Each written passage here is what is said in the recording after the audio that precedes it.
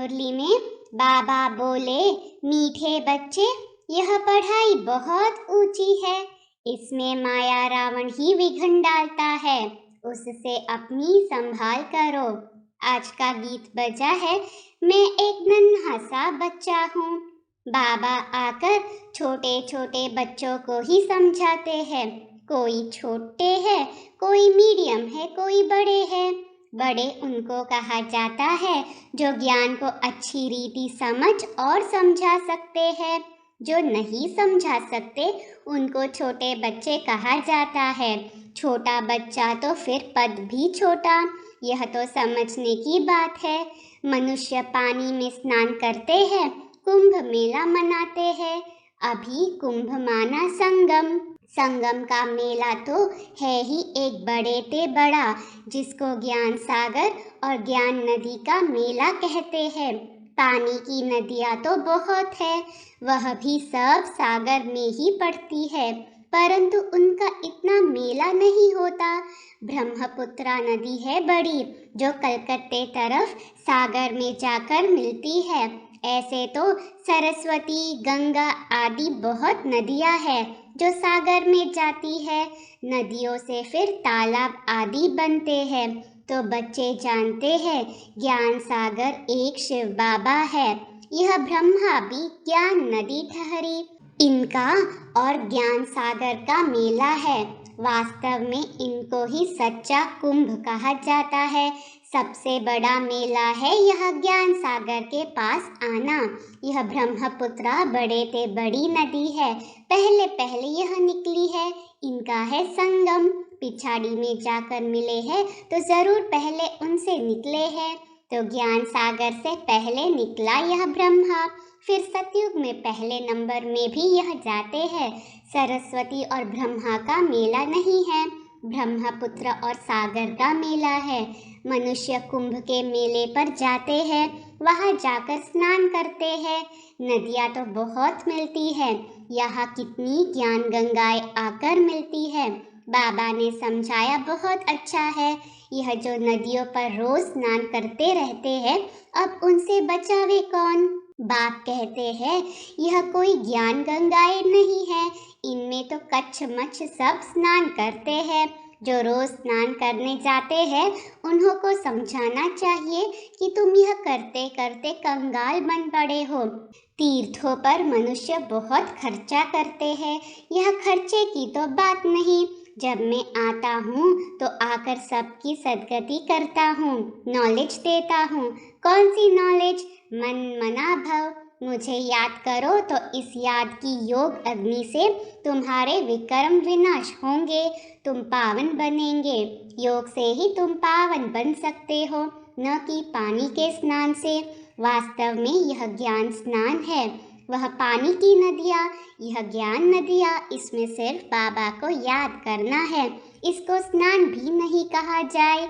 यह तो बाप मत देते हैं। ज्ञान से सद्गति होती है। तुम 21 जन्मों के लिए सद्गति में जाकर फिर दुर्गति में आते हो। सतो प्रधान से सतो रजो तमो में जरूर आना है। यह सब बातें तुम बच्चे ही समझते हो और यहाँ बच्चे ही आते हैं रिफ्रेश होने के लिए, और नया तो कोई आ न सके। बाप कहते हैं मैं बच्चों के आगे ही आता हूँ। यह तो गुप्त माँ हो गई। तुम बच्चे कोई से प्रदर्शनी मेले का उद्घाटन कराते हो तो उनको कुछ समझा कर फिर कराना चाहिए। ऐसा न हो कुछ उल्टा सुल्टा बोल दे। यह तो लाचारी कराना पड़ता है उठाने के लिए। कुछ समझे तो कह सके। यह संस्था बहुत अच्छी है, मनुष्य से देवता बनाने वाली है, परंतु इतना कोई समझाते नहीं है, न किसकी बुद्धि में बैठता है। जिन जिन से उद्घाटन कराया है उन्होंने कोई बात समझी नहीं है, कोई को भी निश्चय नहीं हुआ। इतने जो आए उन्हों में भी किसको सेमी निश्चय कहेंगे, जो फिर आकर कुछ न कुछ समझने की कोशिश करते हैं। हजारों समझने के लिए आते हैं, उनमें से 5-7 निकलते हैं, तब कहा जाता है कोटों में कोई। जब कोई प्रदर्शनी मेला आदि करते हैं तो 5-6 निकल आते हैं, नहीं तो मुश्किल कभी कोई आता है। अक्सर करके पुराने ही आते रहते हैं, उसमें भी कोई को आधा निश्चय, कोई को चौथा, कोई को 10%। वास्तव में स्कूल में पूरे निश्चय बिगड़ तो कोई बैठ नहीं सकता।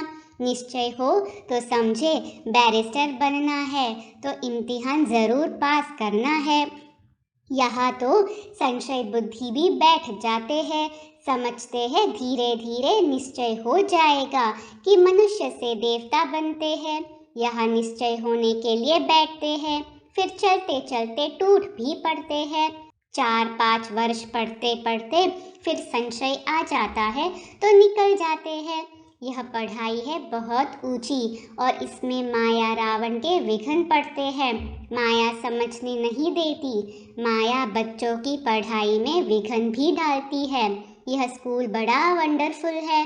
देलवाड़ा मंदिर भी कितना अच्छा यादगार बना हुआ है। वह है जड़ मंदिर जो स्वर्ग स्थापन अर्थ होकर गए हैं। जगत अम्बा, जगत पिता और उनके बच्चे उन्हों के ही जड़ यादगार बनते हैं। जैसे शिवाजी आदि सब चैतन्य में थे, अब उन्हों का यादगार है।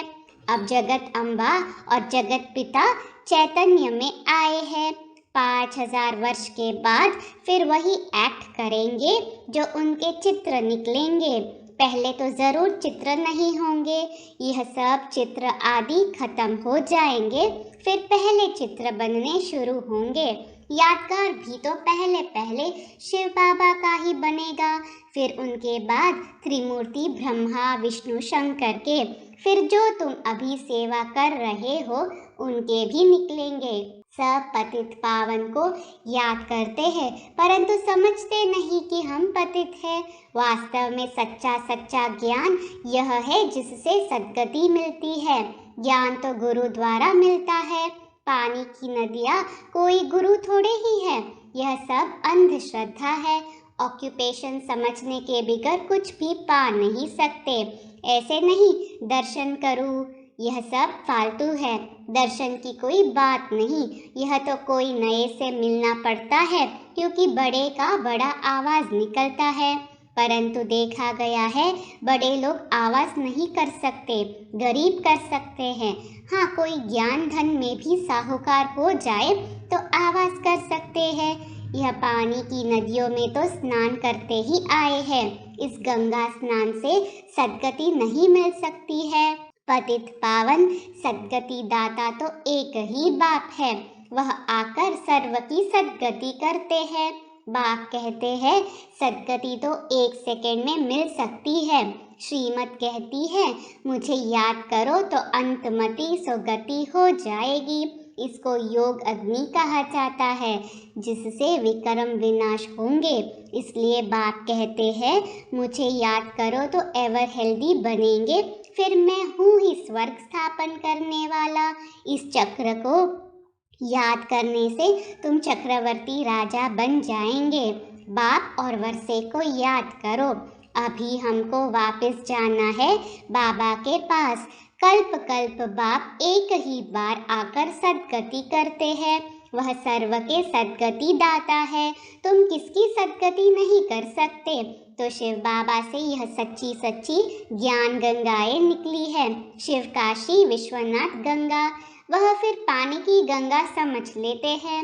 उनको समझाना चाहिए तुम योग युक्त होंगे तो सर्विस भी कर सकेंगे। नष्टो मोहा अच्छी योगिन जो होगी वह पूरी सर्विस कर सकेगी। पिछाड़ी में तुम्हारी बहुत सर्विस होंगी।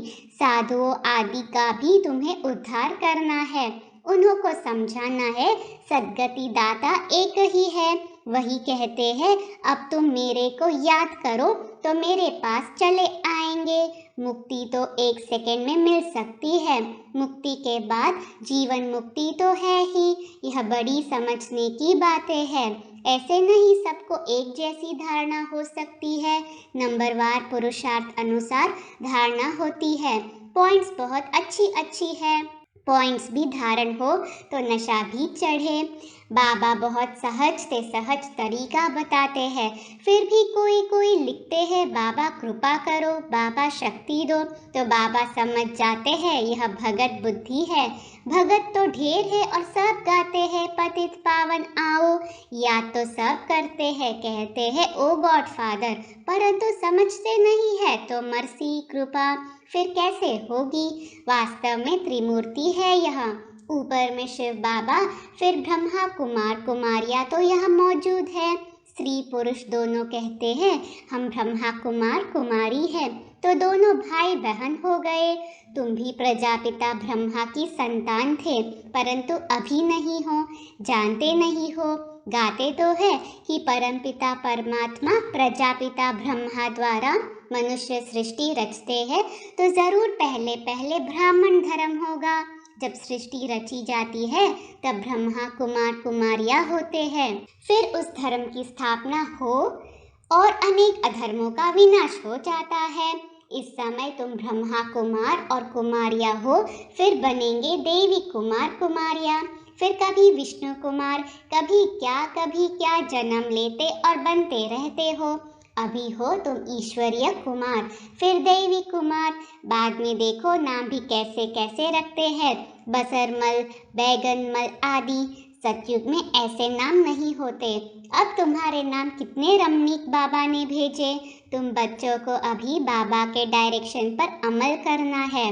तुम्हारी सौदागरी भी बेहद की है, बड़ा सौदा करेंगे तो बड़ा पद मिलेगा 21 जन्मों के लिए। बहुत करके गरीब अबलाएं ही अच्छा सर्विस पाती है, धनवान नहीं पाते। धनवानों में फिर भी स्त्रियां कुछ पाती है, पुरुषों का तो पैसे में ममत्व रहता है, मेरा मेरा करते रहते हैं। लौकिक बाप के वारिस तो बच्चे ही बनते हैं। यहाँ तो बाप कहते हैं मेल चाहे फीमेल दोनों ही वर्षा पा सकते हैं। देखा जाता है माताएं जास्ती वर्षा पाती है, इसलिए शक्ति नाम गाया हुआ है। कन्याएं माताएं अच्छा पद पाती है, इसलिए बाप को कन्हैया भी कहा जाता है।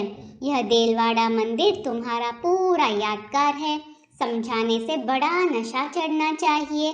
तीर्थों पर और ही जास्ती सर्विस हो सकती है। अभी तो पॉइंट्स बहुत मिली हुई है, सदगति तो ज्ञान सागर से ही होगी, न कि पानी से। सदगति दाता गीता का भगवान ही है। आज का वरदान है दुआओं के रॉकेट द्वारा तीव्र गति से उड़ने वाले विघ्न प्रूफ भव। स्लोगन है परोपकार की भावना से संपन्न बनना ही श्रेष्ठता का आधार है। ओम शांति।